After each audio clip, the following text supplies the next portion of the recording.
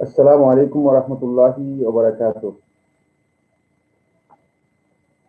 السلام عليكم ورحمة الله وبركاته. إن الحمد لله نحمده ونستعينه ونستغفره ونعوذ بالله من شرور أنفسنا وسيئات أعمالنا. من يهده الله فلا مضل له ومن يضلل فلا هادي له، وأشهد أن لا إله إلا الله وحده لا شريك له، وأشهد أن محمدا عبده ورسوله. أما بعد، فإن أصدق الحديث كتاب الله، وخير الهدي هدي محمد صلى الله عليه وسلم، وشر الأمور محدثاتها، وكل محدثة بدعة، وكل بدعة ضلالة، وكل ضلالة في النار. يقول الله سبحانه وتعالى: وما أرسلنا من قبلك من رسول إلا نوحي إليه أنه لا إله إلا أنا فاعبدون. সুপ্রিয় দর্শক দিনী ভাই বোনেরা, আমরা সিদ্দিক কমপ্লেক্সের পক্ষ থেকে সর্বপ্রথম আপনাদেরকে স্বাগত জানাচ্ছি আমাদের এই অনলাইন সাপ্তাহিক হালাকায়। আল্লাহ রাব্বুল আলামিন আমাদের সবাইকে, আমরা যারা এই হালাকায় অংশগ্রহণ করছি এবং যারা এই হালাকার প্রোগ্রাম নিয়মিত মুতাবাআত বা ফলো করে যাচ্ছি, আমাদের সবাইকে আল্লাহ রাব্বুল আলামিন দ্বীনের উপর ইস্তিকামত দান করুন, দ্বীনের জ্ঞান দান করুন, আমাদের সবাইকে হিদায়াত এবং হিদায়াতের উপর জীবন যাপন করার তৌফিক দান করুন। সুপ্রিয় দ্বীনী ভাই বোনেরা, আমরা দাওয়াত ও মানহাজ এর ক্ষেত্রে অত্যন্ত গুরুত্বপূর্ণ একটি সংকলন, যে সংকলনটি করেছেন আমাদের ফজিলাতুল শেখ আব্দুল্লাহ সালেহ আল উবাইলান হাফিজাহুল্লাহ তাআলা, আল ইসবাহ নাম দিয়ে আরব পত্রিকা। এই বইটি আমরা আলোকে ইতিমধ্যে এর কিছু ব্যাখ্যা আপনাদের সামনে পেশ করেছি। কয়েকটি মূলনীতি আমরা আলোচনা করেছি। আজকে আমরা যে মূলনীতি নিয়ে কথা বলবো, সেই মূলনীতিটি হচ্ছে 6 নম্বর মূলনীতি অথবা ষষ্ঠ মূলনীতি। ষষ্ঠ মূলনীতি মূলত আমার বন্ধুগণ, এটি হচ্ছে ফিকহুল আউলাবিয়াতের ক্ষেত্রে অগ্রাধিকারের ভিত্তিতে আমরা দাওয়াত এবং ইসলাহের জন্য, দাওয়াত ও সংশোধনের জন্য কিভাবে অগ্রাধিকার ভিত্তিতে কাজ করব। এটাকে কেউ কেউ বলেছেন কায়দাতুল আউলাবিয়াত, মানে প্রায়োরিটি বেসিস যে কাজগুলো করতে হবে এর যে মূলনীতি রয়েছে সেই মূলনীতি। এটাকে কেউ কেউ বলেছেন যে এটি হচ্ছে ফিকহুল আউলাবিয়াত, যে আমরা যখন কাজ করব কোন কাজটাকে আমরা অগ্রাধিকার দিব, কোন কাজটাকে আমরা প্রাধান্য দিব, কোন কাজটাকে আমরা সামনে রাখবো, আর কোন কাজটা আমরা পরে করব, অথবা কোন কাজটা আমাদেরকে পরে আদায় করতে হবে। এই যে আউলাবিয়াতের বিষয়টি, অগ্রাধিকারের ভিত্তিতে কাজ করার বিষয়টি, এটি সাহাবায়ে কেরামদের মানহাজ। সাহাবায়ে কেরামগণ রাসূলুল্লাহ সাল্লাল্লাহু আলাইহি ওয়াসাল্লামের কাছ থেকে পেয়েছেন। রাসূলুল্লাহ সাল্লাল্লাহু আলাইহি ওয়াসাল্লামের প্রত্যেকটি কাজই মূলত আউলাবিয়াতের ভিত্তিতে আল্লাহ রাব্বুল আলামিন করতে বলেছেন। সাহাবায়ে কেরামদের পরবর্তী সময়ে যারা সাহাবায়ে কেরামদেরকে ইহসানের সাথে অত্যন্ত আন্তরিকতা, ভালোবাসা এবং দ্বীনের স্বার্থে আল্লাহর সন্তুষ্টির জন্য ভালোবেসেছেন, তাবেঈনদের এবং তাবেঈদের পরবর্তী তাবেঈনদের এই মানহাজ ছিল একটাই, সেটা হচ্ছে কোন কাজটি আসলে আমরা অগ্রাধিকার দিব আর কোন কাজটি আমরা অগ্রাধিকার দেব না, কোন কাজটা আমরা গুরুত্ব পাবে, কোন কাজে গুরুত্ব পাবো না। এই কায়দাটি অত্যন্ত গুরুত্বপূর্ণ দাওয়াত এবং ইসলাহের জন্য, দাওয়াত ও সংস্কারের জন্য, সংশোধনের জন্য এই কায়দা বা এই মূলনীতি খুবই গুরুত্বপূর্ণ। আসুন আমরা প্রথমে শেখ হাফিজাহুল্লাহ তাআলা যেভাবে কাওয়াইদ বা কায়দাটি উল্লেখ করেছেন, আমরা চেষ্টা করি সেটাকে প্রথমে আপনাদের সামনে তুলে ধরার জন্য। তিনি বলেন, আল কায়দাতুস সাদিসা, ষষ্ঠ কায়দা হচ্ছে আন্নাহুম ইয়াবদাউনা দাওয়াতাহুম, আন্নাহুম আহলুস সুন্নাহ ওয়াল জামাআহ, আহলুস সুন্নাহ ওয়াল জামাআত ইয়াবদাউনা দাওয়াতাহুম, তারা তাদের দাওয়াতটাকে শুরু করে থাকেন, তাদের দাওয়াতের শুরু হয়ে থাকে বিমা বাদা আল্লাহু বিহি ওয়া রাসূলুহু, যা যে কাজ এর মাধ্যমে আল্লাহ এবং তার রাসূল যে কাজের মাধ্যমে শুরু করেছেন সেই কাজের মাধ্যমে তারা তাদের দাওয়াতকে শুরু করে থাকেন। অর্থাৎ যে কাজটিকে আল্লাহ এবং তার রাসূল প্রাধান্য দিয়েছেন, অগ্রাধিকার দিয়েছেন, ঠিক আহলে সুন্নাত ওয়াল জামাত এরই ভিত্তিতে আহলে সুন্নাত ওয়াল জামাত সেই কাজটিকেই প্রাধান্য ও অগ্রাধিকার দিয়ে থাকেন। ফায়ুকাদ্দিমুনা, এই কারণেই তারা ফায়ুকাদ্দিমুনা মা, ওই কাজটাকে তারা অগ্রাধিকার দেন, প্রাধান্য দিয়ে থাকেন, মা কাদ্দামাহুল্লাহু ওয়া রাসূলুহু, আল্লাহ এবং তার রাসূল যে কাজটিকে অগ্রাধিকার দিয়েছেন, প্রাধান্য দিয়েছেন, সেটাকে তারা অগ্রাধিকার দিয়ে থাকেন। ওয়াইউআখিরুনা, আর তারা ওই কাজটাকে পরে করে থাকেন, ওই কাজটাকে পিছিয়ে দেন, মা আখখারাহুল্লাহু ওয়া রাসূলুহু, যে কাজটিকে আল্লাহ এবং তার রাসূল পরে করেছেন, যে কাজটি আল্লাহ এবং তার রাসূল ধীরে করেছেন, পরে করেছেন, সেটাকে তারা পরে করে থাকেন। وبهذا, আর এরই ভিত্তিতে মূলত ইউমকিনু তাহসিলুল মাসালিহ, মানুষদের, ইমানদার ব্যক্তিদের, আল্লাহর বান্দাদের মানে স্বার্থকে এর মাধ্যমে সংরক্ষিত করা হয়ে থাকে, স্বার্থ হাসিল হয়ে থাকে এই কাজের মাধ্যমে। ওয়াদারউল মাফাসিদ, আর তাদের ক্ষতিকর যে দিকগুলো আছে, তাদের অনিষ্টের যে দিকগুলো আছে, সেগুলোকে এর মাধ্যমে দূর করা হয়ে থাকে। তাদের জন্য যে বিষয়গুলো ক্ষতিকর, অপ্রয়োজনীয়, সেগুলোকে এখান থেকে দূর করা হয়ে থাকে, সেগুলো থেকে তাদেরকে মুক্ত করা হয়ে থাকে। সুতরাং আমরা বুঝতে পেরেছি যে যে এই কাজটি, এই মূলনীতিটি অত্যন্ত গুরুত্বপূর্ণ, যে কোন কাজটি আপনি আমি দাওয়াত ও সংস্কারের ক্ষেত্রে অগ্রাধিকারের ভিত্তিতে কাজ করব, আর এই অগ্রাধিকারের ভিত্তি বা কায়দা আমাদের কাছে কি হবে, মূলনীতি কি হবে। আর এই মূলনীতি যদি আমরা না জানি, অগ্রাধিকার যার এই যে মূলনীতি রয়েছে, এই মূলনীতি যদি আমাদের জানা না থাকে, তাহলে আমরা কোন দিক থেকে ক্ষতিগ্রস্ত হব। এই বিষয়গুলো খুবই গুরুত্বপূর্ণ। আমার বন্ধুগণ, আমরা যারা দাওয়াতি ময়দানে কাজ করছি, আমরা যারা সংস্কারের জন্য কাজ করছি, আমরা যারা নিজেরা মানুষদেরকে হেদায়েত এর আলোর দিকে আহ্বান করছি, আমাদের সকলের এই বিষয়গুলো যারা অপরিহার্য।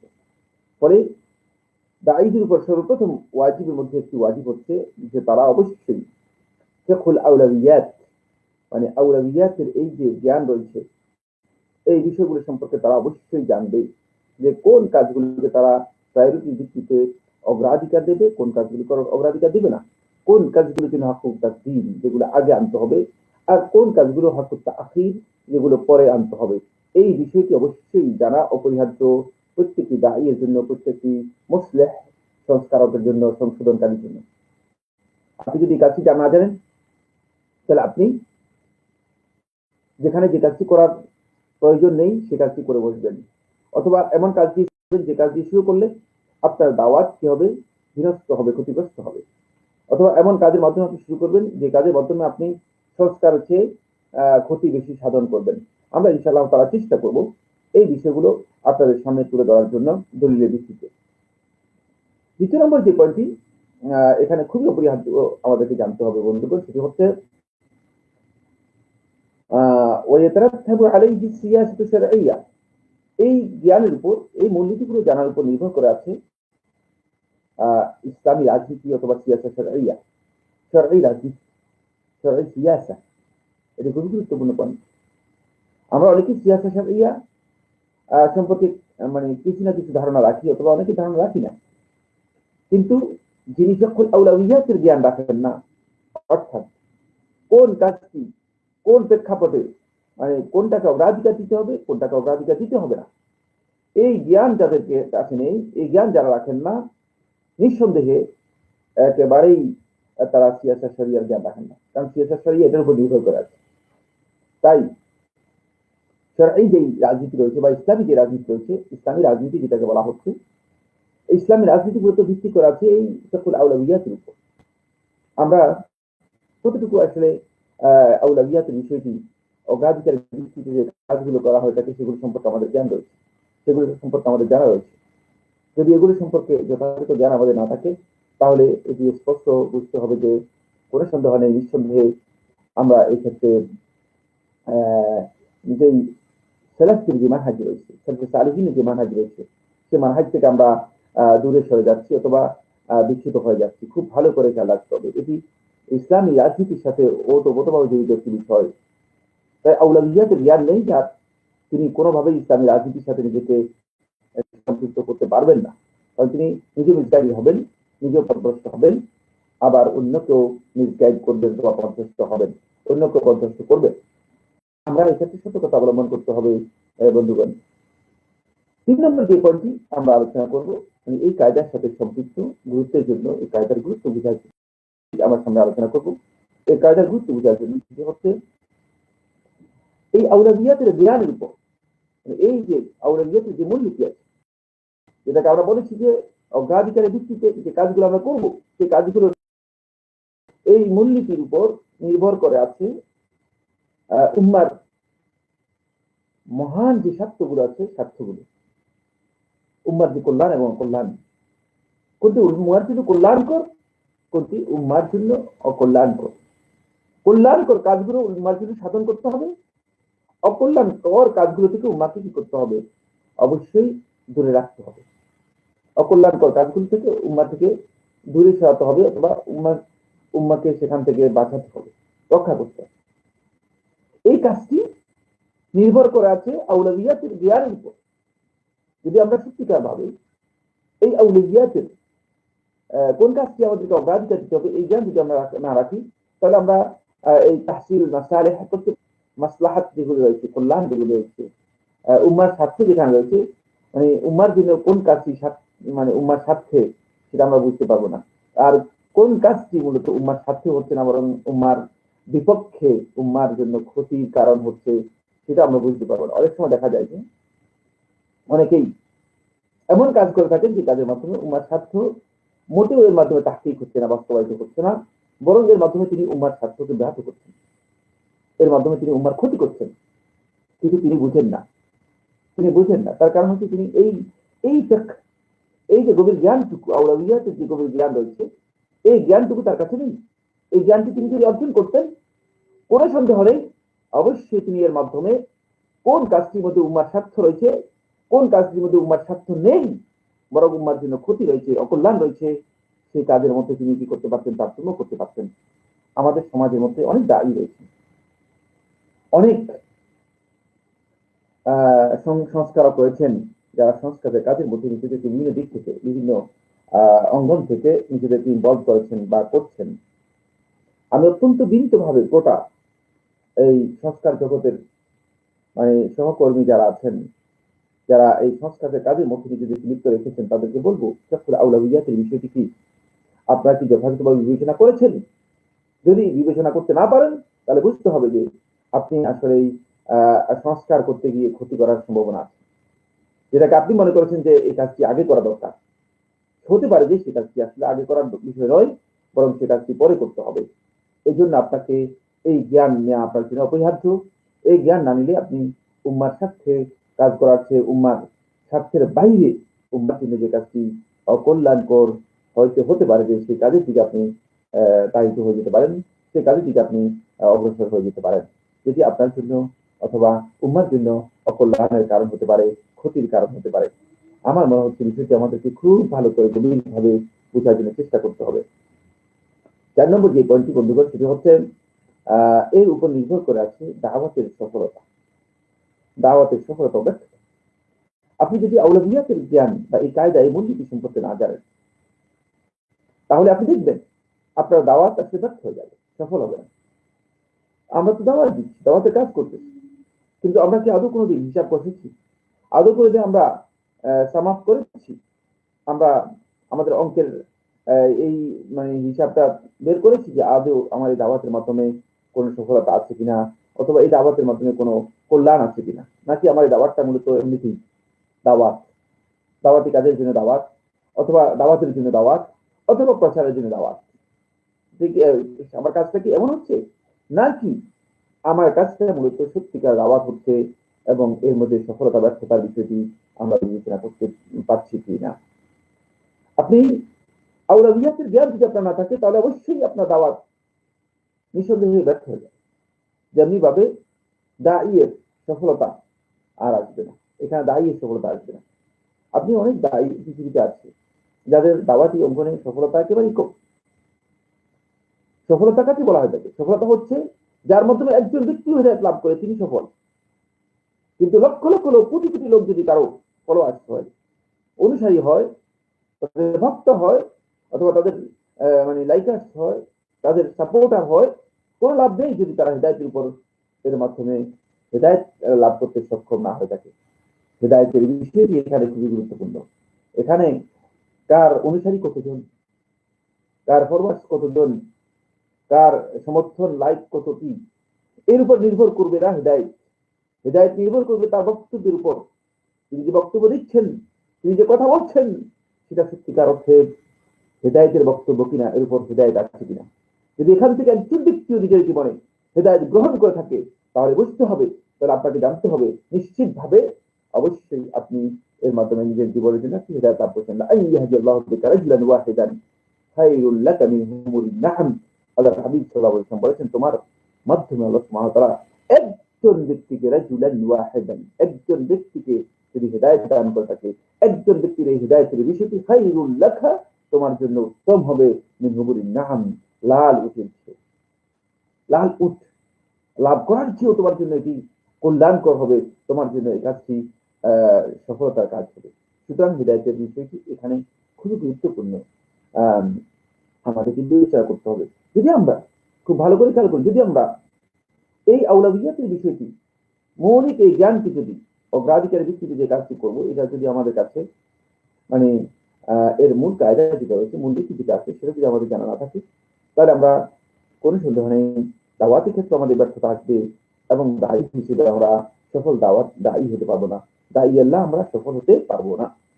৫ নম্বর এই গুরুত্বের ক্ষেত্রে এই পয়েন্টটি যেটা, সেটা হলো এই এর উপর নির্ভর করে আছে মূলত দাওয়াত তাজদীদ, ক্রমধারা, পর্যায়ক্রম। দাওয়াতটাকে আপনি কিভাবে সাজাবেন, কোন পর্যায় থেকে কোথায় যাবেন।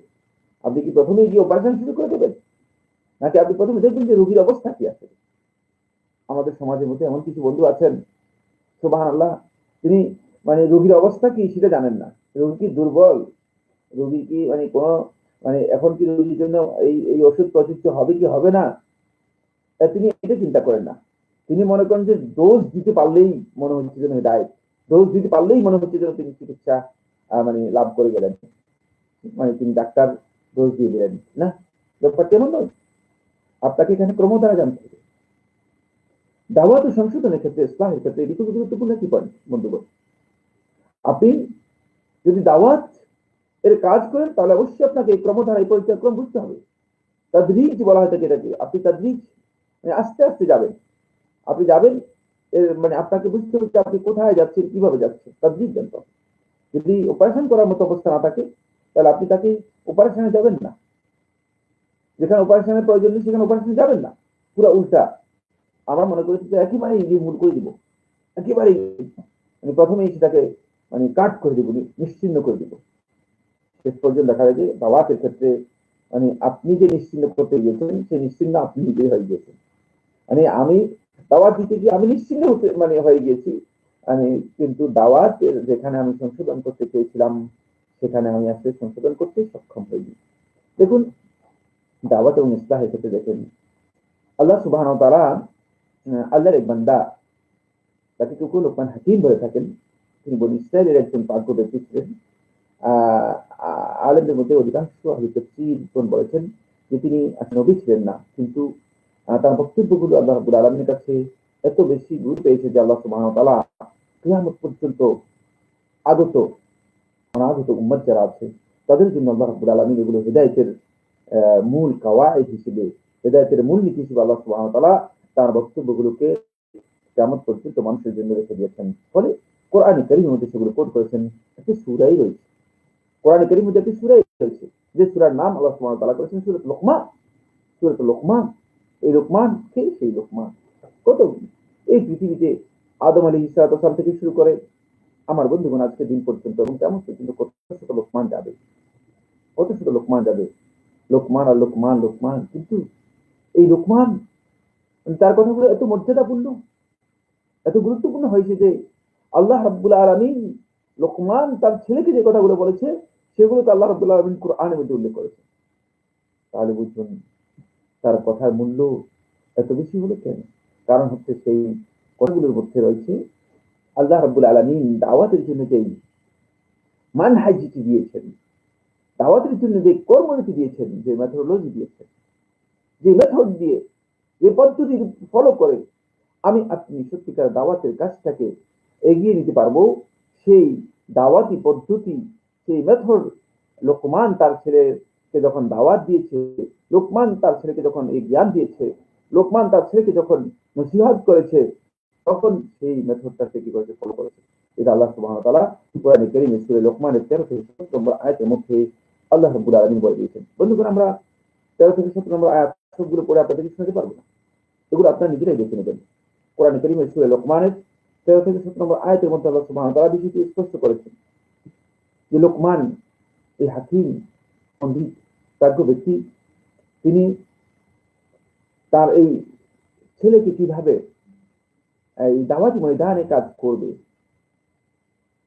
মানে এই জন্য তাকে প্রথম তার যে কাজ রয়েছে, সে কাজ কোন কাজটা সবচেয়ে বেশি অগ্রাধিকার দেবে, সেখানে আল্লাহ রাব্বুল আলামিন স্পষ্ট করে দিয়েছেন তাওহীদকে অগ্রাধিকার দিতে হবে। তাওহীদের গুরুত্ব যাতে করে আমরা বুঝতে পারি, ঈমানের গুরুত্ব বুঝতে পারি। দাওয়াতের ক্ষেত্রে যে কাজটি অগ্রাধিকার পাবে, সেই কাজটি যদি আমরা বুঝতে না পারি, তাহলে আমাদের দাওয়াত সফল হবে না, আমাদের দাওয়াত সার্থক হবে না, বরং সেই দাওয়াতটুকু আল্লাহ তাআলার কাছে গ্রহণযোগ্য হবে না অনেক ক্ষেত্রে। আপনি দেখেন না, আপনি যদি লোকমান এর হাকিমের বক্তব্যগুলো আপনি দেখেন, আপনার কাছে মনে হবে যে এগুলো সহজ সরল কথাই, এর মধ্যে তেমন ব্যতিক্রম, তেমন ডিস্টিংগুইশড বিশেষত্ব কি আছে? বিশেষত্ব নেই, কিন্তু এখানে একটা মেথড রয়েছে, একটা পদ্ধতি রয়েছে। যে পদ্ধতিকে আল্লাহ সুবহানাহু ওয়া তাআলা এখানে এস্টাবলিশ করেছেন, সেটা হচ্ছে তার দাওয়াতের প্রথম হচ্ছে খালেকের সাথে, হকুল খালেক, খালেকের যে হক রয়েছে, তাওহীদের বিষয়টি সর্বপ্রথম বান্দার কাছে আমাদেরকে এস্টাবলিশ করতে হবে। তারপরে দাওয়াতের সবচেয়ে গুরুত্বপূর্ণ হকুল ইবাদের প্রথম হক যেটি আল্লাহ তাআলা অগ্রাধিকার দিয়েছেন, সেটি হচ্ছে পিতামাতার হকের ব্যাপারে। এই জন্য এই হকুল ইবাদের এই কাজটিকে তিনি সবচেয়ে বেশি গুরুত্ব দিয়েছেন, যাতে করে মানে এটা বোঝা যায় যে এর উপর আল্লাহর হকের পরেই আসলে একটি হক মানুষের কাছে জানতে হবে, যেটি গুরুত্বপূর্ণ, সেটি হচ্ছে পিতামাতার হকের বিষয়টি। আল্লাহ রাব্বুল আলামিন এখানে কি করেছেন, ইনক্লুড করে দিয়েছেন। এটি তার বক্তব্যের মধ্যে হতে পারে যে তার বক্তব্যের মধ্যেই ছিল। আল্লাহ রাব্বুল আলামিন তার এই বক্তব্যকে আল্লাহ সুবহানাহু ওয়া তাআলা নিজের বক্তব্যে কি করেছেন, পরিণত করে দিয়েছেন।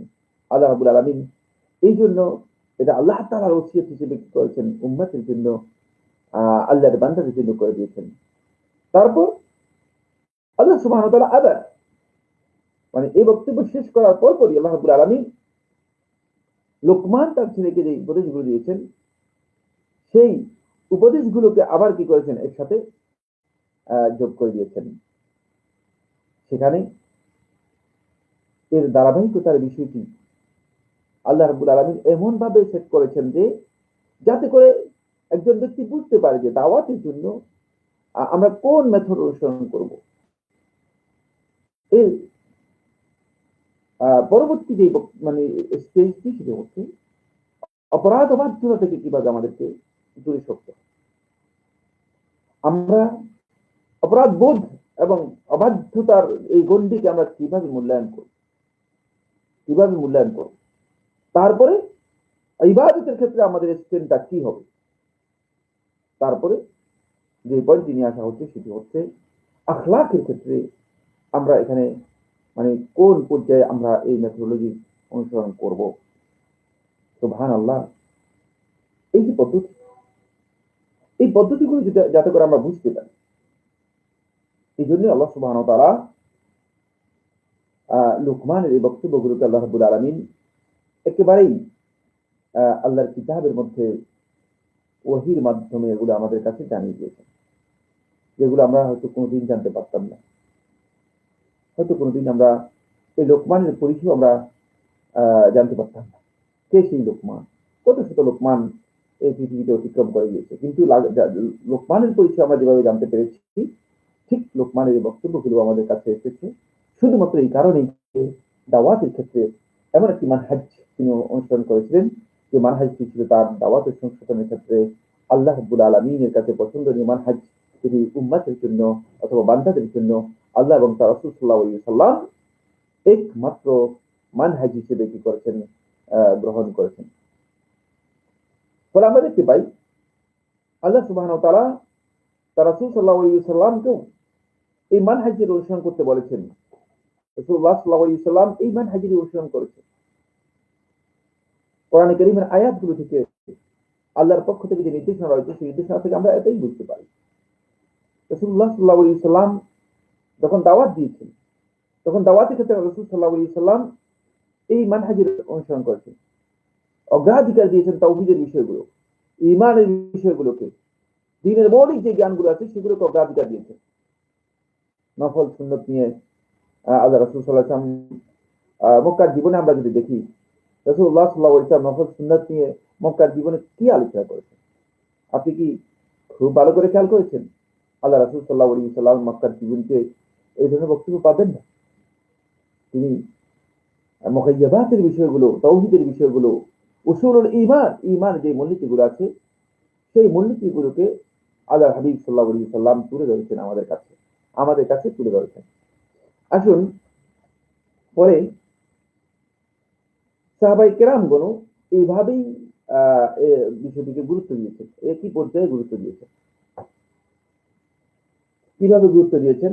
ইউসুফ ইবনে মাহিদ বর্ণনা করেন, সেই বুখারী হাদিসের মধ্যে এসেছে, হাদিস নম্বর 4707, হাদিস নম্বর 4707।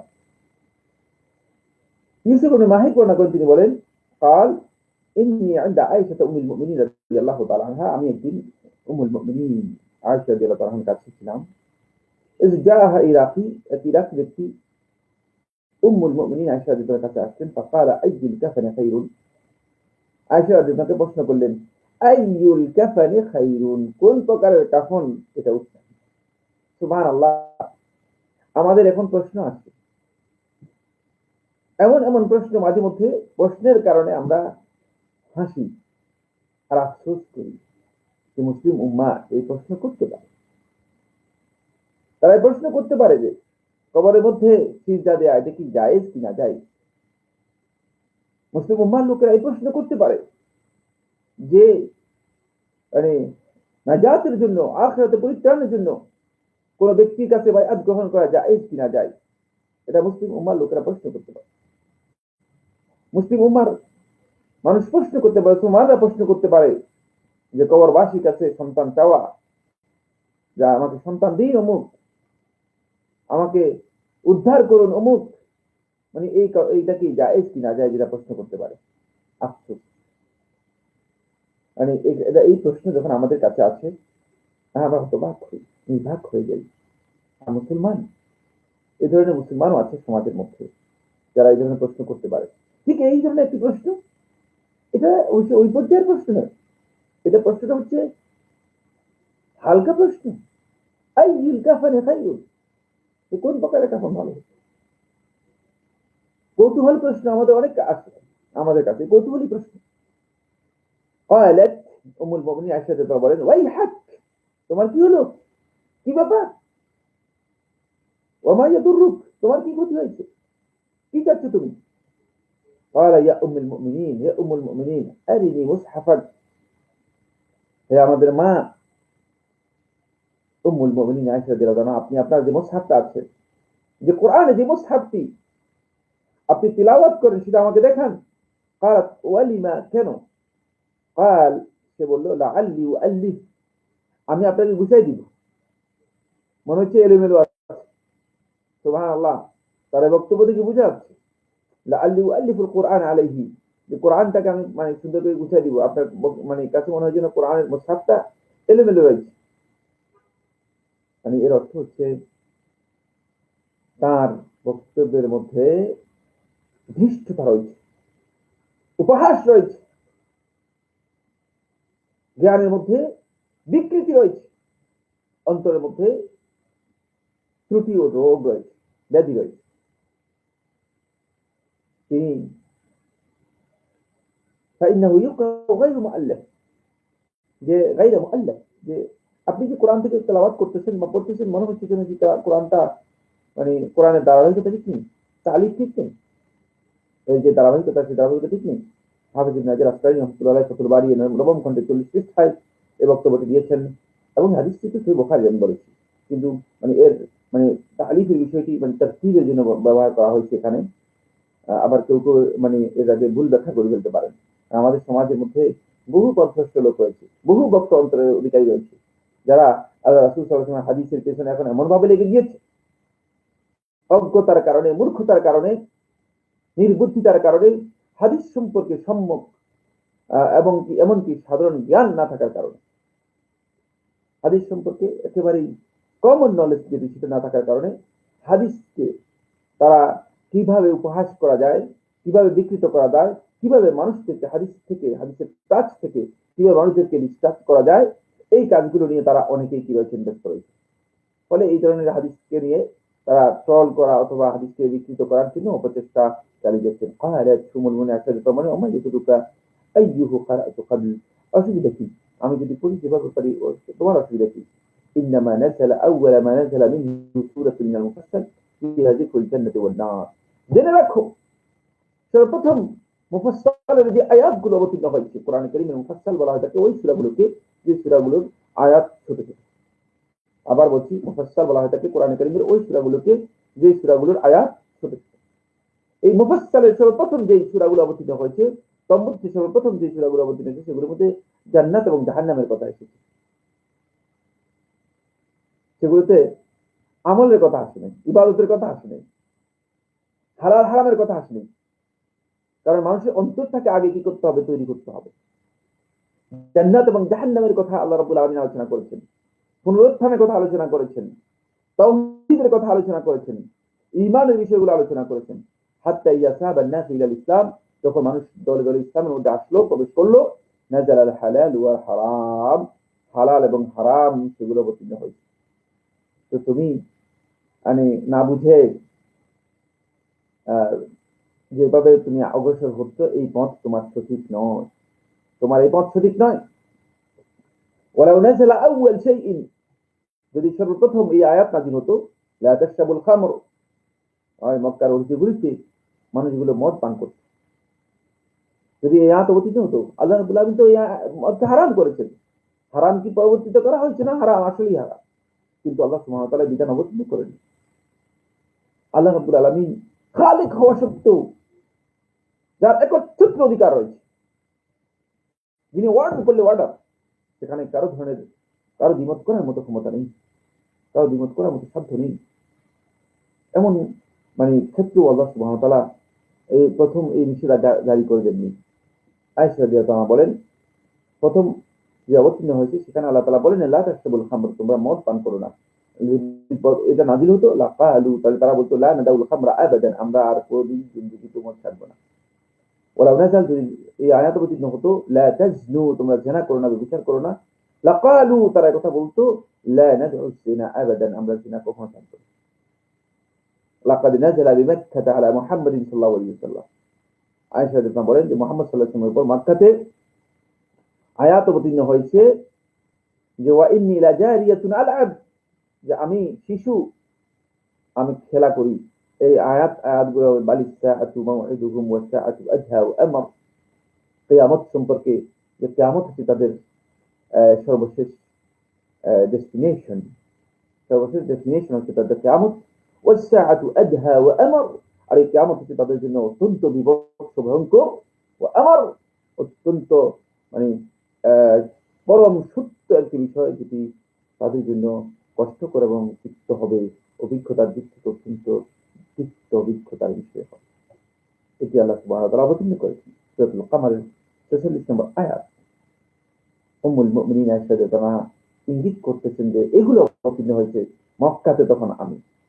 আর ওয়ামা নাযালাত সূরাতুল বাকারা ওয়ান নিসা ইল্লা ওয়া আনা ইনদা, আর সূরা বাকারা, সূরা নিসা অবতীর্ণ হয়েছে আমি মদিনাতে, আল্লাহ রাসূল সাল্লাল্লাহু আলাইহি ওয়াসাল্লামের স্ত্রী হিসেবে মদিনাতে আমি আল্লাহ রাসূল সাল্লাল্লাহু আলাইহি ওয়াসাল্লামের ঘরে ছিলাম।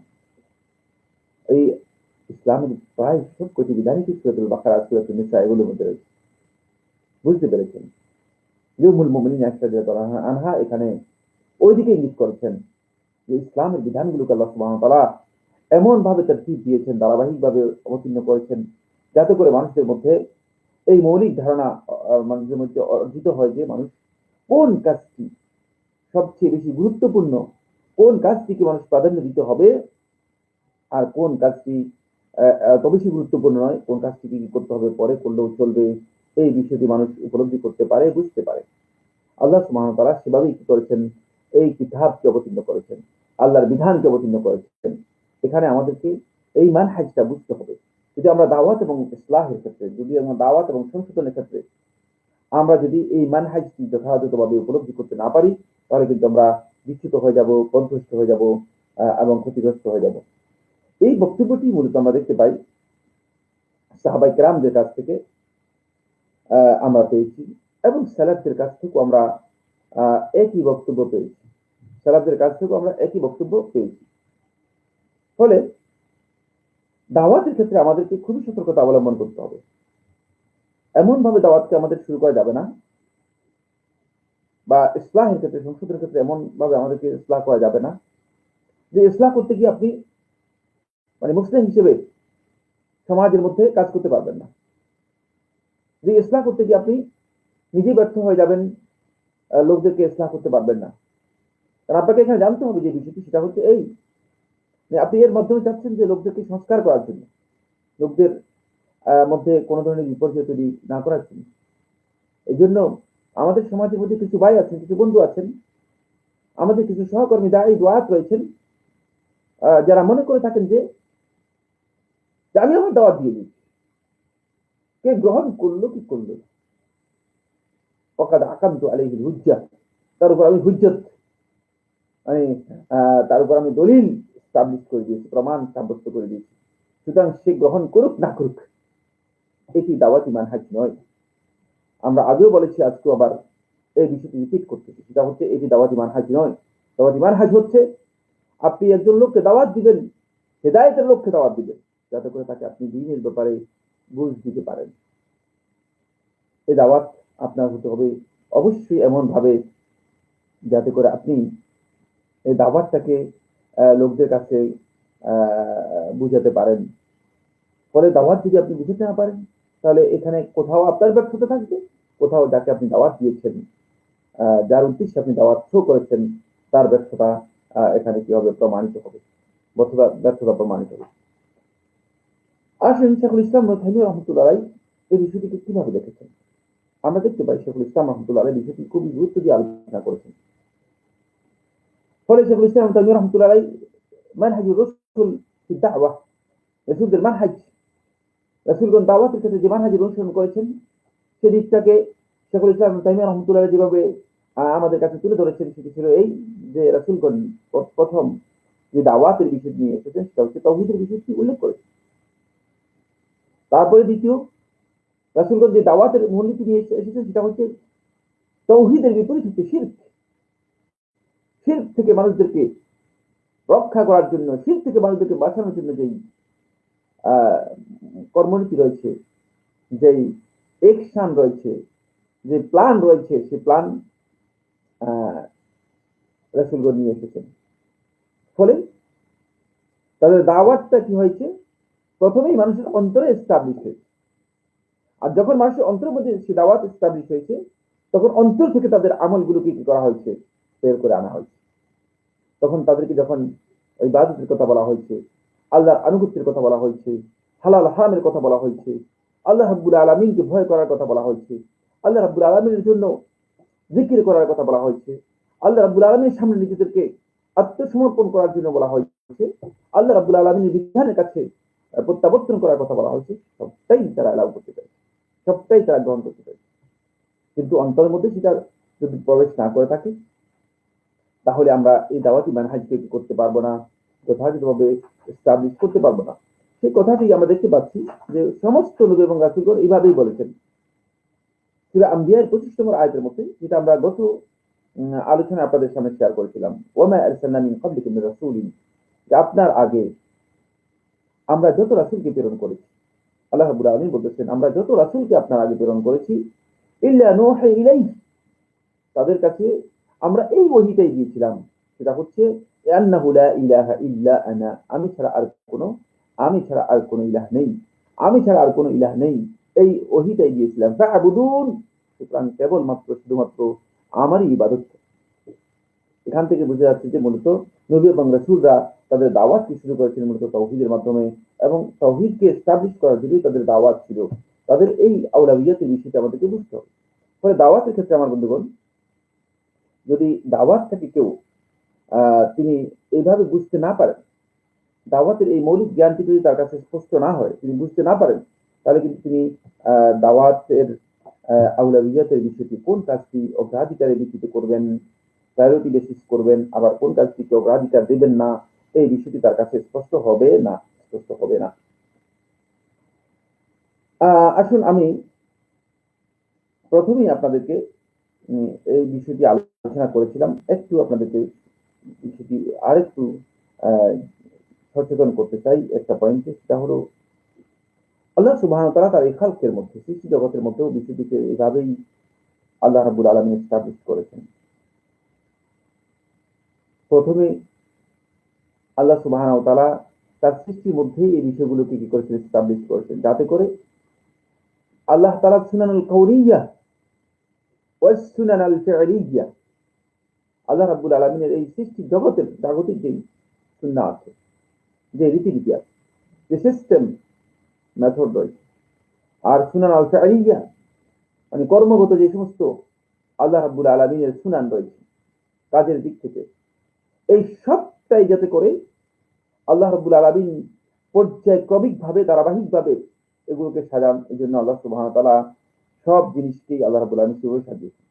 ফলে যেটা মুহিম সেটাকে, যেটা গায়রুল মুহিম মুহিম নয়, যেটা গুরুত্বপূর্ণ যেটা গুরুত্বপূর্ণ নয় সেটাকে গুরুত্বপূর্ণ নয় যেটা সেটাকে আগে নিয়ে আসেননি, গুরুত্বপূর্ণ যেটা সেটাকে আগে এনেছেন, যেটা কম গুরুত্ব সেটাকে পরে এনেছেন, যেটা গুরুত্ব রয়েছে, যেটা অনেক বেশি গুরুত্ব সেটাকে আগে নিয়ে এসেছেন, যেটা কম গুরুত্ব সেটাকে পরে এনেছেন, যেটা মারজুহ প্রাধান্যযোগ্য নয় সেটাকে, যেটা রাজিহ যেটাকে প্রাধান্য দেওয়া দরকার সেটাকে আগে নিয়ে এসেছেন, যেটা ফজিলতের দিক থেকে শ্রেষ্ঠ আর যেটা ফজিলতের দিকে শ্রেষ্ঠ নয়, মানে যেটা ফজিলতের শ্রেষ্ঠ সেটাকে আগে এনেছেন। এইভাবে আল্লাহ সুবহানাহু ওয়া তাআলা গোটা আল্লাহর বিধান সবটাকে আল্লাহ রাব্বুল আলামিন কি করেছেন, এভাবে এস্টাবলিশ করেছেন। সূরা আর রহমানের 7 থেকে 9 নম্বর আয়াতের মধ্যে আমরা এই বিষয়টি দেখতে পাবো। সূরা আর রহমানের 7 থেকে 9 নম্বর আয়াতের মধ্যে দেখেন, ওয়াস সামাআ রাফাআহা, এই যে আসমান, এই আসমানকে আল্লাহ তাআলা কি করেছেন, রাফাআহা, উচ্চ করেছেন। ওয়া ওয়াদা আল মিজান, এরপর এতে আল্লাহ সুবহানাহু ওয়া তাআলা মিজান, একটা ভারসাম্য দিয়েছেন, যাতে করে টলমল টলমল না হয়, পড়ে না যায়। ওয়াদা আল মিজান, মিজান কি করেছেন, এস্টাবলিশ করেছেন। মিজান এখানে ভারসাম্য, মিজানের অনেক তাফসীর রয়েছে। আল্লা তাতগাউ ফিল মিজান, আর তোমাদের জন্য একটা মিজান, তোমাদের জন্য একটা মানদণ্ড দেওয়া রয়েছে, তোমাদের জন্য একটা পরিমাপ দণ্ড দেওয়া আছে, একটা ভারসাম্যের একটা দণ্ড দেওয়া আছে। আল্লা তাতগাউ ফিল মিজান, তোমরা ওই ভারসাম্যের যেই তোমাদেরকে যে মানদণ্ড দেওয়া আছে সেই মানদণ্ড তোমরা কোনোভাবেই সীমা লঙ্ঘন করবে না। আল্লা তাতগাউ ফিল মিজান, সুতরাং এই ভারসাম্যের ক্ষেত্রে তোমরা সীমা লঙ্ঘন করবে না। দেখুন না, এটি খুবই গুরুত্বপূর্ণ পয়েন্ট। আজকে দাওয়াতের ক্ষেত্রে আমরা অনেকেই ভারসাম্য হারিয়ে যাচ্ছি, অনেকে আমাদের বক্তব্যের ক্ষেত্রে, কথার ক্ষেত্রে, উপস্থাপনের ক্ষেত্রে আমরা ভারসাম্য হারিয়ে যাচ্ছি। এর কারণ কি? এর কারণ একটাই, সেটা হচ্ছে আমি আপনাদেরকে স্পষ্ট করে বলতে চাই, আমরা আসলে মানে এই যে সুন্নাহ, এই যে সিস্টেম, এই যে মূলনীতি আমাদেরকে আছে, সেই মূলনীতি আমরা যথাযথভাবে বুঝতে পারিনি, যথাযথভাবে উপলব্ধি করতে পারিনি। ফলে ইসলামী শরীয়তের যে মূল্যবোধগুলো রয়েছে, যে বিধিবিধানগুলো রয়েছে, যে কাজগুলো রয়েছে, আল্লাহর পক্ষ থেকে যে দায়িত্ব মানুষের উপর যে সমস্ত বিধানের কর্তব্য, দায়িত্ব, কর্তব্য রয়েছে, এই সবগুলোর মধ্যে মানে সবগুলো সমান নয়। আমরা জানি সবগুলো সমান পর্যায়ের নয়, সবগুলো একই পর্যায়ের নয়। আল্লাহর কিছু বিধান রয়েছে ফরজ, কিছু বিধান রয়েছে ওয়াজিব, কিছু বিধান রয়েছে সুন্নাহ, কিছু বিধান রয়েছে মুস্তাহাব, কিছু বিধান রয়েছে মানদুব, কিছু বিধান রয়েছে উত্তম, কিছু বিধান রয়েছে আল্লাহ রাব্বুল আলামিনের হালাল শুধুমাত্র।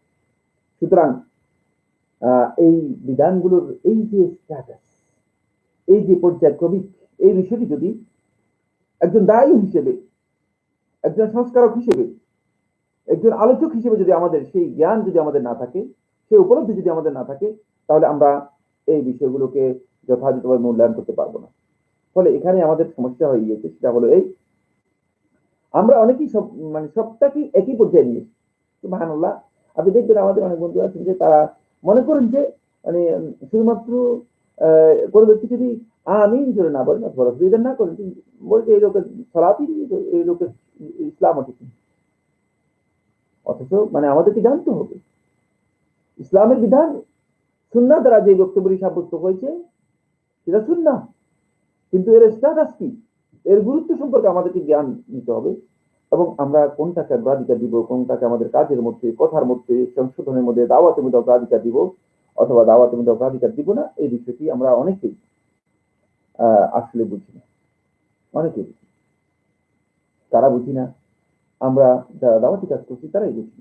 সুতরাং প্রশ্নই আসছে না যে এই কথাগুলো, আজকের যে আলোচ্য বিষয়গুলো, মানে আউলাদিয়াতের ব্যাখ্যার বিষয়গুলো, অগ্রাধিকার ভিত্তিতে আমরা যে কাজগুলো করব, সেই কাজের জ্ঞান রয়েছে, এই জ্ঞানের বিষয়গুলো যে সাধারণ পাবলিক যারা আছে, সাধারণ মুসলিম যারা আছে, সাধারণ মুসলিমরা ব্যাপকভাবে জানবে অথবা ব্যাপকভাবে জানতে পারবে, এটা কোনোভাবেই আমি বিশ্বাস করি না। কারণ যেখানে আলেমরা জানে না, যেখানে জ্ঞানী যারা রয়েছে, যারা জ্ঞান চর্চা করে যাচ্ছেন, তারা জানে না যেখানে, সেখানে সাধারণ মানুষজন থেকে জানবে। এই বিষয়টি আল্লাহ সুবহানাহু ওয়া তাআলা কোরআনে কারীমের সূরা আত-তাওবার মধ্যে আল্লাহ রাব্বুল আলামিন 19 এবং 20 নম্বর আয়াতের মধ্যে আল্লাহ সুবহানাহু ওয়া তাআলা আমাদের দৃষ্টি আকর্ষণ করেছেন। ওই জাহিলি সমাজের মানুষগুলোকে আল্লাহ রাব্বুল আলামিন এই বিষয়ে জ্ঞান দেওয়ার জন্য বলেছেন, যাতে করে কিয়ামত পর্যন্ত আমরা যারা আল্লাহর বান্দা হব এবং মুহাম্মদ সাল্লাল্লাহু আলাইহি সাল্লামের এই মহাজগতের যিনি সুসংবাদদাতা হিসেবে এসেছিলেন, সেই বিশ্ব নবী সাল্লাল্লাহু আলাইহি সাল্লামের আমরা যারা অনুসারী হব, আমরা যাতে করে এখান থেকে কি করতে পারি, শিক্ষা গ্রহণ করতে পারি, শিক্ষা গ্রহণ করতে পারি। বলে আল্লাহ রাব্বুল আলামিন সূরা আত-তাওবার 19 এবং 20 নম্বর আয়াতের মধ্যে ইরশাদ করেন, আজআলতুম সিকায়াতাল হাজ্জ ওয়া ইমারাতাল মাসজিদিল হারাম কামান আমানা বিল্লাহি ওয়াল ইয়াউমিল আখির ওয়া জাহাদা ফি সাবিলিল্লাহ। আল্লাহ তাআলা আমাদেরকে প্রশ্ন করেন, ওই জাহিলি সমাজের মানুষদেরকে প্রশ্ন করেছেন। এর অর্থ হচ্ছে কিয়ামত পর্যন্ত আমাদের সবাইকে একই প্রশ্ন, এই প্রশ্নের উত্তর আমাদের জীবন থেকে বের করতে হবে, এই প্রশ্নের উত্তর আমাদের কর্মধারা থেকে বের করতে হবে। কারণ এখানে একটি কর্ম পদ্ধতি দিকে আল্লাহ সুবহানাহু ওয়া তাআলা ইঙ্গিত দিয়েছেন। কোরআন কারীমের আয়াতগুলোকে শুধুমাত্র সরল অর্থ করে আমরা এগিয়ে যাই, এগুলো থেকে আল্লাহ সুবহানাহু ওয়া তাআলা আমাদেরকে কি চাচ্ছেন, কি বোঝাচ্ছেন, সেই বিষয়গুলো আমরা অনেকেই বিবেচনা করি না। এটা শুদ্ধ নয়। কোরআন বুঝতে হবে, কোরআনকে, কোরআনের দাবি অনুযায়ী।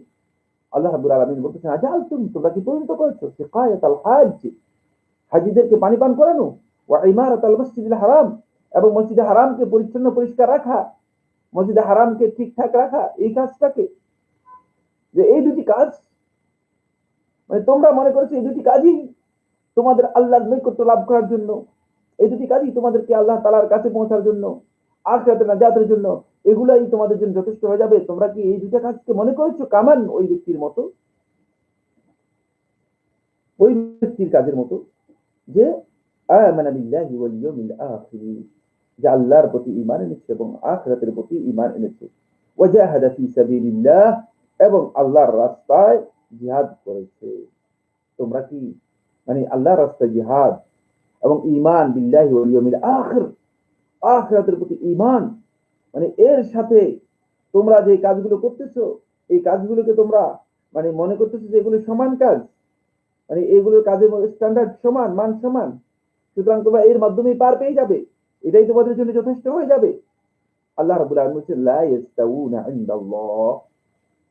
এই প্রকারের মানুষগুলো যারা হাজীদেরকে পানি পান করাচ্ছে, হাজীদেরকে বিভিন্ন ধরনের গিফট দিচ্ছে, অথবা আল্লাহর ঘরের পরিষ্কার পরিচ্ছন্নতার কাজ করতেছে, আল্লাহর ঘরের মেরামত এবং হেফাজতের কাজ করতেছে, তারা আর যারা আল্লাহর রাস্তায় জিহাদ এবং আল্লাহর প্রতি ঈমান এনেছে, এরা সবাই সমান নয়। লা ইস্তাউনা ইনদাল্লাহ, আল্লাহর কাছে এরা সবাই সমান নয়। সুতরাং প্রত্যেকটা কাজকে সমান মনে করার বিধান আল্লাহ রাব্বুল আলামিন দেন নাই।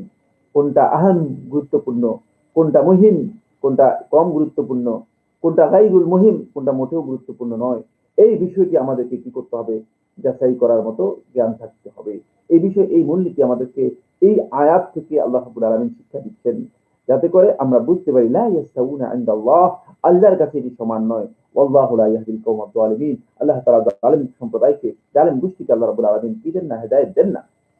এখানে কাদেরকে জালিম বলে?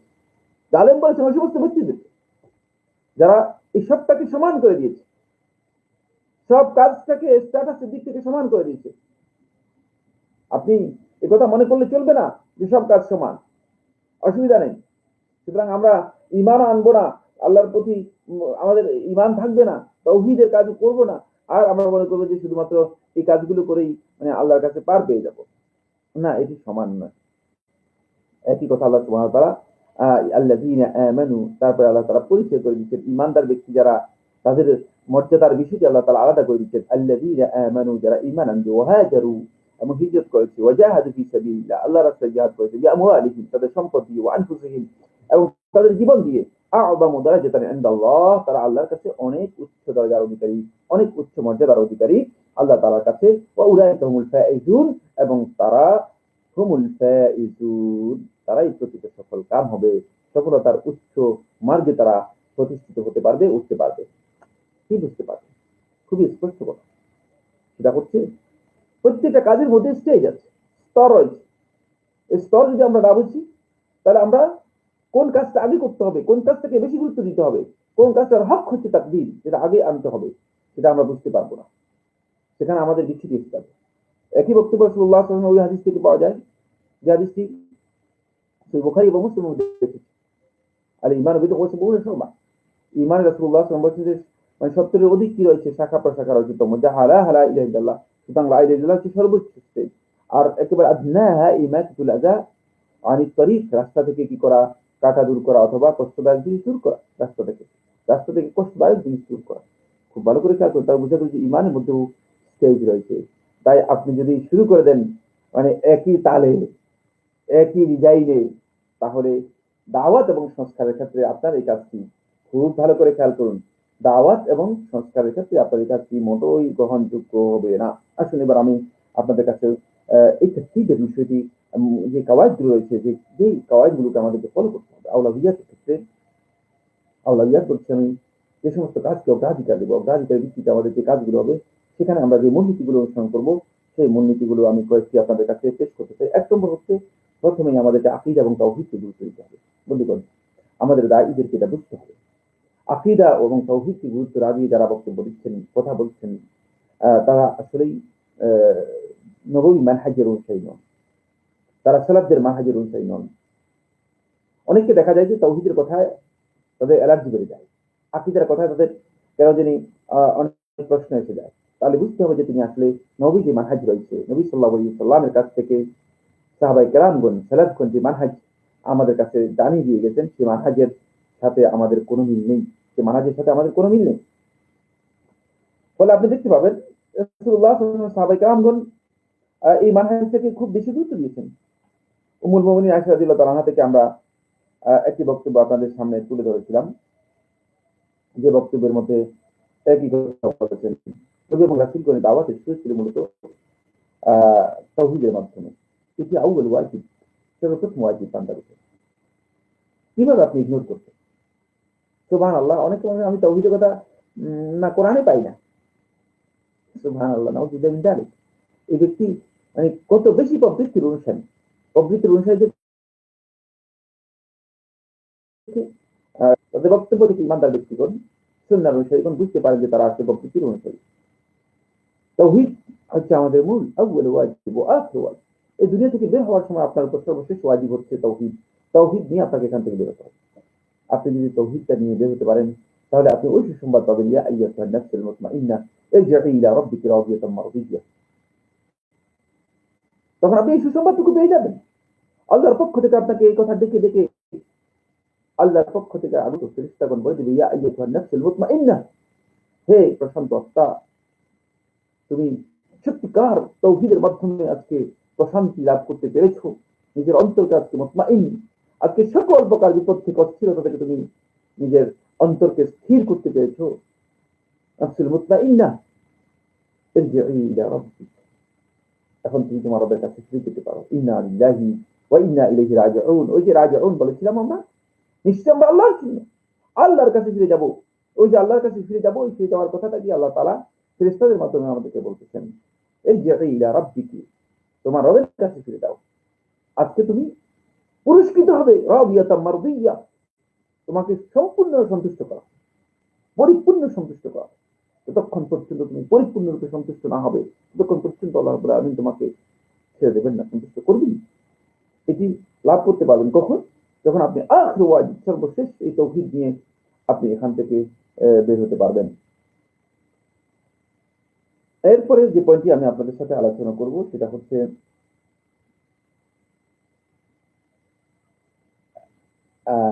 ফলে আল্লাহ রাসূল সাল্লাল্লাহু আলাইহি ওয়াসাল্লাম সাহাবায়ে কেরামগণ এটাকে কিভাবে গুরুত্ব দিতেন একটু দেখুন।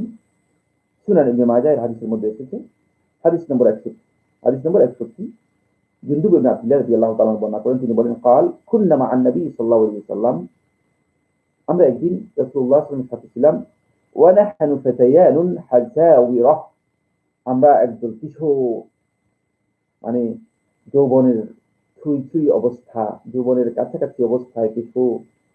ونحن حساورة, তিনি তাদের পরিচয় দিচ্ছেন।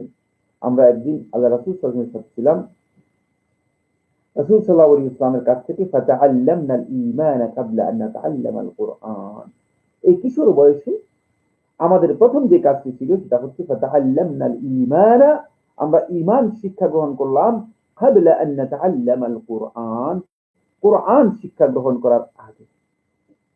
কোরআনের আগে আমরা যে জিনিসটি শিক্ষা গ্রহণ করেছি সেটি আমরা ঈমানটা শিক্ষা গ্রহণ করেছি। সুম্মা তাআল্লামনা আল-কুরআন, তারপর আমরা কোরআন শিক্ষা গ্রহণ করেছি। ফাজদাদনা বিহি ঈমানা, তারপর যখন আমাদের মধ্যে এই যে ঈমানটা আমরা যখন শিখতে পেরেছি, তখন এই কোরআন দিয়ে আমরা আমাদের ঈমানটাকে বৃদ্ধি করতে পেরেছি। দেখেন পদ্ধতিটা কি, এটি এত গুরুত্বপূর্ণ একটি পয়েন্ট। আল্লাহ রাসূল সাল্লাল্লাহু আলাইহি ওয়াসাল্লাম সাহাবী জুনদুব ইবনে আব্দুল্লাহ রাদিয়াল্লাহু তাআলা আনহু বর্ণনা করেন, এবং হাদিস শেখ মুহাম্মদ আল-আলবানী রাহমাতুল্লাহ সুনান ইবনে মাজাহ এর প্রথম খণ্ডের 37 এবং 38 পৃষ্ঠায় সহিহ বলেছেন হাদিসে, যে এত গুরুত্বপূর্ণ পয়েন্ট যে আমরা ঈমান না শিখেই, আমাদের মধ্যে এখন অনেকে রয়েছেন যে তিনি ঈমানিয়াতের কিছুই জানেন না, তাওহীদের কোনো জ্ঞান নেই, এমনকি আল্লাহ রাব্বুল আলামিনের পরিচয় পর্যন্ত না জানা নেই। আল্লাহ রাসূল সাল্লাল্লাহু আলাইহি ওয়াসাল্লামের সত্যাগত কোনো জ্ঞান রাখেন না। আল্লাহ রাসূল সাল্লাল্লাহু আলাইহি ওয়াসাল্লামের মৌলিক যে সমস্ত পরিচয় রয়েছে, দ্বীনের ক্ষেত্রে তার যে পরিচয় রয়েছে সেটা সম্পর্কে জানা নেই। ইসলামের মৌলিক যে বিষয়গুলো আছে, ঈমানিয়াতের মৌলিক যে বিষয়গুলো আছে সেগুলো সম্পর্কে জানা নেই। কিন্তু আসেন আমরা কোরআন স্টাডি করি, এটা শয়তানের প্যাকেজ। আমার বন্ধুগণ রাগ করবেন না, আমার এই কথা থেকে রাগ করবেন না, কিন্তু এটাই হচ্ছে হক, এটাই হচ্ছে সত্য কথা। এটা শয়তানের প্যাকেজ, যারা এই কাজ করছেন শয়তানের প্যাকেজ। কারণ আপনি মানে ঈমান ছাড়া যদি আপনি কোরআনকে কি করতে যান, কোরআনের স্টাডি করতে যান, তখন আপনার কোরআনের মধ্যে বিভ্রান্তি এসে যাবে, কোরআনের মধ্যে আপনার বিভ্রান্তি এসেছে। এই জন্য কোরআনকে স্টাডি করতে হলে আমি ঈমানকে কি করতে হবে, স্টাডি করে ঈমান কি করতে হবে, ঠিক করতে হবে। এই সাহাবায়ে কেরামগণ ঈমান হাদিসটি বুঝতে পেরেছেন, তাওহীদ দিয়ে শুরু করেছেন। এই বিষয়ে শেখুল ইসলাম ইবনে তাইমিয়া রাহমাতুল্লাহ আলাইহি মাজমু ফাতাওয়ার 38 নম্বর খণ্ডের 4 নম্বর পৃষ্ঠায় শেখুল ইসলাম রাহমাতুল্লাহ আলাইহি বলেন যে আল্লাহ সুবহানাহু ওয়া তাআলা কোরআনের মাধ্যমে আল্লাহ রাব্বুল আলামিন তার ওহীর যে জ্ঞান রয়েছে, আলো রয়েছে, এই আলোটাকে আল্লাহ রাব্বুল আলামিন বিস্তারিতভাবে দিয়েছেন। তাই ওহীর এই বিস্তারিত জ্ঞানটাকে, এই বিস্তারিত আলোকে যদি কেউ ধারণ করতে চায়, গ্রহণ করতে চায়,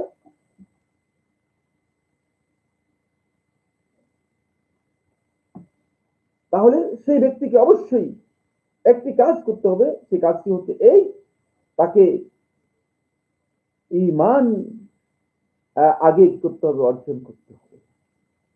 তাওহীদের জ্ঞান তার আগে আসতে হবে, তারপর সে ঈমান থেকে সাহাবায়ে কেরামগণ যেভাবে মানে এই কোরআনের ওহীর যে জ্ঞান রয়েছে, এই জ্ঞানটাকে কি করেছে, গ্রহণ করেছে, সেভাবে সে গ্রহণ করতে পারে। ফলে সাহাবায়ে কেরামগণ ঈমান বৃদ্ধি করতেন ইলমের মাধ্যমে। কিন্তু আমাদের সমাজের মধ্যে ইলমের মাধ্যমে, গবেষণার মাধ্যমে মানুষ পথভ্রষ্ট হয়। আমাদের সমাজের মধ্যে আমরা দেখতে পাই যে মানে ইলম অর্জন করার মাধ্যমে, হ্যাঁ, আপনি খুব ভালো করে খেয়াল করেন, অনেক গবেষক এখন আছেন, অনেক গবেষক বের হয়েছেন, ফলে আমরা কোরআন এবং হাদিস নিয়ে গভীর গবেষণা করি। গভীর গবেষণা করতে করতে তিনি পৃথিবীকে পর্যন্ত লন্ডভন্ড করে দিচ্ছেন। তিনি কয়েকটা পৃথিবী আবিষ্কার করে তিনি নিজেই কয়েকজন হয়ে যাচ্ছেন। ইন্না লিল্লাহি ওয়া ইন্না ইলাইহি রাজিউন। এত গবেষণার প্রয়োজন নেই। ওই কারণ বিচ্যুতি কোথায় রয়ে গিয়েছে? হাকিকতের মধ্যে বিচ্যুতি রয়ে গিয়েছে। প্রথমে ইমান শিক্ষা গ্রহণ করার কথা ছিল, তারপরে আপনি যদি গবেষণা করতেন তাহলে আপনার এই গবেষণাটুকু কি হতো, ঠিক হতো। এইভাবে আমার বন্ধুগণ, আমাদের সমাজের মধ্যে বর্তমানে যারা ওয়াজ শিল্পী রয়েছেন, ওয়াইজি যারা রয়েছেন, যারা মৌসুমী বক্তা হিসেবে পরিচিতি লাভ করেছেন, তাদেরকে আমি অত্যন্ত বিনয়ের সাথে অনুরোধ করব, আপনারা যে আপনাদের বক্তব্যগুলো দিচ্ছেন, বক্তব্য থেকেই বোঝা যাচ্ছে যে ফিকহুল আউলাবিয়াত, কায়েদাতুল আউলাবিয়াত, যে কোন কাজটি, কোন বক্তব্যটি আমরা অগ্রাধিকারের ভিত্তিতে দেব, কোন কাজটি আমরা অগ্রাধিকারের ভিত্তিতে করব, সেই বিষয় সম্পর্কে আমাদের অনেকেরই জ্ঞান নেই, সেই বিষয় সম্পর্কে আমাদের অনেকেরই ধারণা নেই। আমরা আমাদের খাহিস মতো, আমাদের ইচ্ছা মতো সেই বিষয়গুলোকে আমরা বলেই যাচ্ছি। আমি অত্যন্ত বিনয়ের সাথে আপনাদেরকে এ বিষয়ে অনুরোধ করব যে কোন বিষয় নিয়ে আলোচনা করতে। এখন সোশ্যাল মিডিয়ার কারণে দেখা যাচ্ছে যে আমাদের সবার কাছে এই বিষয়টি স্পষ্ট হয়ে যাচ্ছে যে কারা কি বক্তব্য দিচ্ছেন। আপনি যদি গরু ছাগলের খাবার, আপনি যদি মুরগির খাবার, এগুলোকে আপনি যদি মানুষের জন্য দেন, তাহলে আপনি কি আসলে মানুষদেরকে এর মাধ্যমে হেদায়েতের দিকে নিতে পারবেন? না, মানুষদেরকে আপনি আসলে বিভ্রান্ত করতেছেন, পথভ্রষ্ট করতেছেন। আমি এর চেয়ে কঠিন কথা বলতে মোটেও রাজি নেই, কিন্তু বাস্তবতা হচ্ছে অনেক কঠিন। প্রত্যেকটি বক্তব্য, প্রত্যেকটি কথা থেকে আমরা বুঝতে পারছি যে আমরা আউলাউলিয়াতের যে মানহাজ রয়েছে, আল্লাহ নবী সাল্লাল্লাহু আলাইহি ওয়াসাল্লাম এবং সাহাবায়ে কেরামগণ যে মানহাজ আমাদেরকে দেখিয়েছেন, যে মানহাজের দিকে আমাদেরকে উদ্বুদ্ধ অনুপ্রাণিত করেছেন, তার সাথে আমাদের সামান্যতম কোনো সম্পর্ক নেই। তৌহিদের আলোচনা নেই, ইমানের আলোচনা নেই, আমরা কিছু গাল গল্প করে, বরং এর সাথে যোগ হয়ে গিয়েছে, বর্তমানে কমেডি যোগ হয়েছে, গান যোগ হয়েছে, বিভিন্ন ধরনের শ্লোক যোগ হয়েছে, মানে ড্যান্স পর্যন্ত কেউ কেউ করছেন। মানে কিভাবে মানে শ্রোতাদেরকে মনোরঞ্জন, শ্রোতাদের কিভাবে চিত্ত বিনোদনের খোরাক দেওয়া যায়। নাউযুবিল্লাহি মিন যালিক। হেদায়েতের মানহাজ থেকে আমরা কত দূরে বিচ্যুত হয়ে গিয়েছি, আমরা কি একটু বিষয়টি বিবেচনা করেছি? আমি ওয়াজ শিল্পী যে সমস্ত বাইরে আছেন, তাদেরকে অত্যন্ত বিনীতভাবে আজকের এই আলোচনার মাধ্যমে অনুরোধ করতে চাই, আল্লাহকে ভয় করুন। আমরা সবাই, আমি ইনক্লুডেড অল, সবাইকে এর মধ্যে অন্তর্ভুক্ত করে আমি বলতে চাই যে আমরা আল্লাহকে ভয় করি। আমরা কি দিনের আমানত আদায় করতেছি, নাকি দিনের আমানতের ক্ষেত্রে আমরা আমাদের খাহিস প্রবৃত্তির অনুসরণ করতেছি? এরপরে যে বিষয়টি সেটা হলো বন্ধুগণ, এক্ষেত্রে ফরাইজকে নওয়াফিলের উপর অগ্রাধিকার দিতে হবে। সুবহানাল্লাহ। আপনি দেখবেন যে আমরা নফলের ব্যাপারে কি গুরুত্ব, সুন্নাতের ব্যাপারে কি গুরুত্ব, সুন্নাতের ব্যাপারে, জিকিরের ব্যাপারে, তাসবিহের ব্যাপারে প্রতিদিন মানুষ আমাদেরকে প্রশ্ন করে, অথচ সেই ব্যক্তি মিথ্যা কথা বলতেছে, সেই ব্যক্তি গীবত করতেছে, সেই ব্যক্তি সমস্ত হারাম কাজের মধ্যে লিপ্ত রয়েছে। হতে পারে যে আল্লাহ রাব্বুল আলামিনের ফরজ যে ইবাদতগুলো রয়েছে, ফরজ ইবাদতগুলোকে কি করতেছে, বিনষ্ট করে দিচ্ছে। আমি শুধু দৃশ্য ব্যক্তি সম্পর্কে বলছি না, আপনারা কেউ রাগ করবে না, কিন্তু বাস্তবতা হচ্ছে এই, আমাদের কাছে বাস্তবতা হচ্ছে এই যে আমরা মনে হচ্ছে যে না, আমার চেয়ে বড় মুত্তাকি আর কি আছে। যে একটা নফল ইবাদতকে সামনে রেখে তিনি এটাকে এত বেশি গুরুত্ব দিচ্ছেন, অথচ মানে ফরজ যেগুলো আছে সেগুলো পর্যন্ত তিনি কি করতেছেন, বিনষ্ট করে দিচ্ছেন। ফরজ যেটা আছে সেটাকে তিনি ছেড়ে দিচ্ছেন। কি বুঝলাম আমরা এখান থেকে? এটা আমাদেরকে খুব ভালো করে খেয়াল করতে হবে যে ফরজকে আমাদেরকে অগ্রাধিকার দিতে হবে। তারপরে বন্ধুগণ, একটি গুরুত্বপূর্ণ বিষয় রয়েছে, সেটা হচ্ছে আমাদেরকে হাক্কুল ইবাদকে, হাক্কুল্লাহ এর উপর অগ্রাধিকার দিতে হবে। এই মাসআলাটি আলাদা দ্বিমত আছে, শুধুমাত্র ইমাম মালিক রাহমাতুল্লাহি আলাইহি মাসআলার মধ্যে দ্বিমত পোষণ করেছেন। হাক্কুল ইবাদ, বান্দাদের হক যেগুলো আছে সেটাকে আমাদের অগ্রাধিকার দিতে হবে। বান্দাদের হকের মধ্যে সবচেয়ে অগ্রাধিকারের হক হচ্ছে আল্লাহর এই জমিনে এই আসমানের নিচে, এই ভূপৃষ্ঠের উপর সবচেয়ে বেশি হক পিতা মাতার হক রয়েছে সন্তানদের উপর। সুতরাং সেটাকে অনেক বেশি গুরুত্ব দিতে হবে। বলে আমরা দেখতে পাই সাহাবায়ে কেরামগণ হকুল ইবাদের বিষয়ে এমন গুরুত্ব দিয়েছে। আব্দুল্লাহ ইবনে আব্বাস রাদিয়াল্লাহু তাআলা থেকে বর্ণিত হয়েছে যে আব্দুল্লাহ ইবনে আব্বাস রাদিয়াল্লাহু তাআলা একদিন তিনি ইতিকাফ করেছেন মসজিদ নবী সাল্লাল্লাহু আলাইহি ওয়াসাল্লাম। নবী সাল্লাল্লাহু আলাইহি ওয়াসাল্লাম মসজিদের মধ্যে ইতিকাফ করেছেন। আব্দুল্লাহ ইবনে আব্বাস রাদিয়াল্লাহু তাআলা এক ব্যক্তি এসে তার প্রয়োজনের কথা বললেন। আব্দুল্লাহ ইবনে আব্বাস রাদিয়াল্লাহু তাআলা বললেন যে আব্দুল্লাহ ইবনে আব্বাস, তুমি যদি আমাকে সহযোগিতা না করো আমার এই কাজটা হবে না, আমি ক্ষতিগ্রস্ত হব। আব্দুল্লাহ ইবনে আব্বাস রাদিয়াল্লাহু তাআলা বললেন যে চলো আমাকে জুতা দাও, আমার জুতা পরি। আব্দুল্লাহ ইবনে আব্বাস রাদিয়াল্লাহু তাআলা ইতিকাফ থেকে বের হয়ে গিয়ে ওই ব্যক্তির প্রয়োজনের বিষয়টি সুরাহা করলেন। কত গুরুত্ব দিয়েছেন সাহাবায়ে কেরাম। আমরা এই বিষয়ে অনেক আলোচনা রয়েছে, সেদিকে যেতে পারবো না। আমি এরপরে যে পয়েন্টটি নিয়ে শুধুমাত্র আপনাদেরকে মূল কথাগুলো বলবো, যে সেটা হলো আমাদেরকে খেয়াল রাখতে হবে যে হকুল ইবাদের মধ্যে, বান্দাদের হকের মধ্যে সবচেয়ে ভয়ঙ্কর একটি বিষয় হচ্ছে যেটি, সেটা হলো ঋণ। ঋণের বিষয়গুলো অত্যন্ত ভয়ঙ্কর। সুবহানাল্লাহ, আমাদের মধ্যে অনেক আছেন তাওহীদের আলোচনা করেন, কিন্তু তিনি মানুষের হক নষ্ট করেন। মানুষের হকের ব্যাপারে তিনি গাফেল, অমনোযোগী, এমনকি মানুষের হক স্বেচ্ছায় তিনি বিনষ্ট করে কারি। তিনি মনে করতেছেন যে তাওহীদের ওয়াজ করলে তিনি পার পেয়ে যাবেন, তাওহীদের কথা বললেই পার পেয়ে যাবেন। মোটেও না, মোটেও না। আমাদেরকে সতর্কতা অবলম্বন করতে হবে এই ক্ষেত্রে। মানুষের ঋণের বিষয়টি অত্যন্ত ভয়ঙ্কর বিষয়। অনেকে দেখা যায় যে নফল ইবাদতের ব্যাপারে গুরুত্ব দিচ্ছেন অনেক বেশি, কোরআন তেলাওয়াতের ব্যাপারে গুরুত্ব দিচ্ছেন অনেক বেশি, কিন্তু তার আত্মীয় স্বজন, পরিবার পরিজন, এমনকি পাড়া প্রতিবেশী যারা আছে তাদের হকগুলোকে তিনি একেবারেই গুরুত্ব দিচ্ছেন না। আউলাহিয়াতের জ্ঞান না থাকার কারণে, কোন কাজটা অগ্রাধিকারের ভিত্তিতে করবো সেটি না জানার কারণে। আমাদের সমাজের মধ্যে একদল লোক আছে যারা শত্রু কাফেরদের সাথে যুদ্ধ করাকে গুরুত্ব দিচ্ছেন, অথচ নিজের মানে নফসের সাথে যুদ্ধ করা তিনি এটাকে গুরুত্ব দিচ্ছেন না। নিজের নফস এর কাছে তিনি পরাজিত।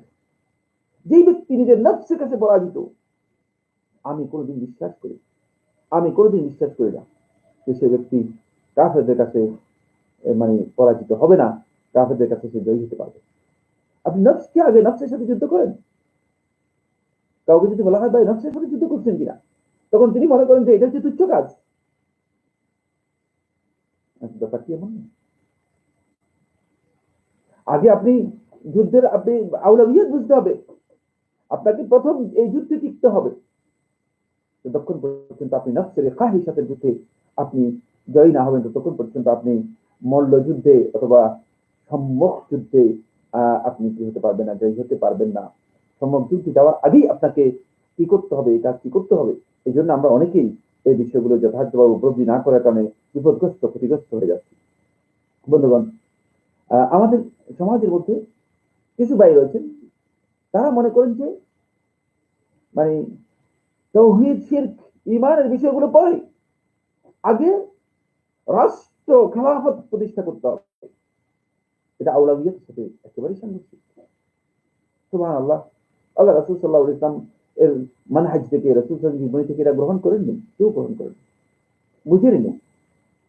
রাসূলুল্লাহ সাল্লাল্লাহু আলাইহি ওয়াসাল্লাম এই ধরনের কোনো বক্তব্য দেন নাই। কারণ কিছু বিষয় রয়েছে যেগুলো তাবে, যেগুলো আপনার মূল বিষয়ের সাথে সম্পৃক্ত বিষয়। যেমন আমরা অনেকেই বলে থাকি যে কান টানলে লেজ আসবেই।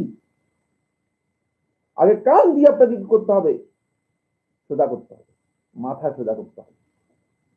আর আপনার আমার ইসলামের দাওয়াতের জন্য, ইসলাহের জন্য, সংশোধনের জন্য আগে আপনাকে অন্তরটা ঠিক করতে হবে।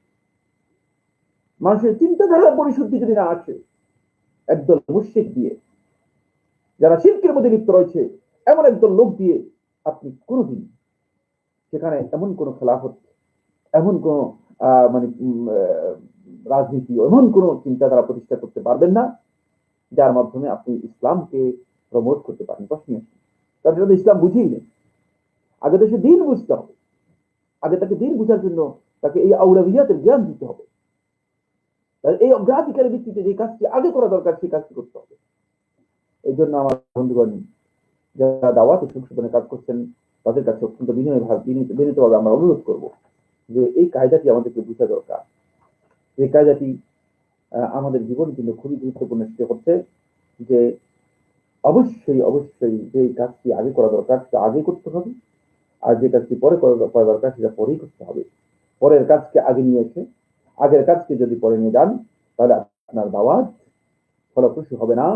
এর মাধ্যমে আপনি উম্মার যে মাসলাহাত রয়েছে, উম্মার যে স্বার্থ রয়েছে সে স্বার্থ রক্ষা করতে পারবেন না, বরং উম্মার স্বার্থ ব্যাহত হবে।